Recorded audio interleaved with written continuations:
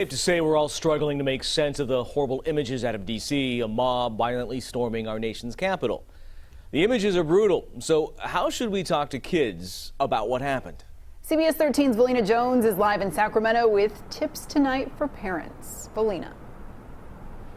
Well, it's important to know that your kids could already be ingesting these images that we have been seeing online. That's why experts say it's important to start these conversations and allow your kids to express how they're feeling. Chaos at the Capitol.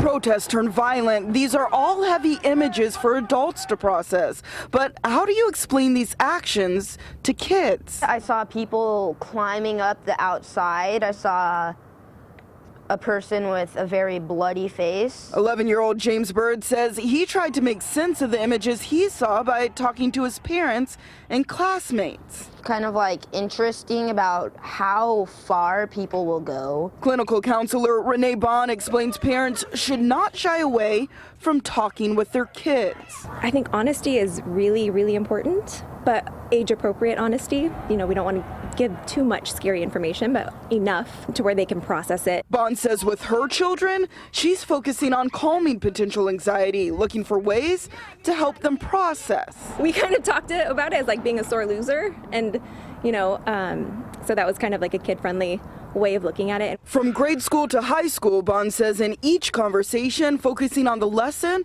will help kids make sense of the disturbing images and spark deeper discussions. I think it's really important that we talk to them and use this as a teachable moment and plant seeds of justice and, integrity and help them grow from it. Bond says it's important to make sure that your kids have factual information and are not relying on stuff that they see online or social media. She also says this isn't a one and done kind of conversation. She encourages parents to continue talking with their kids and checking in. Yeah, and be honest. All right, Valina, thank you. Live in Sacramento tonight.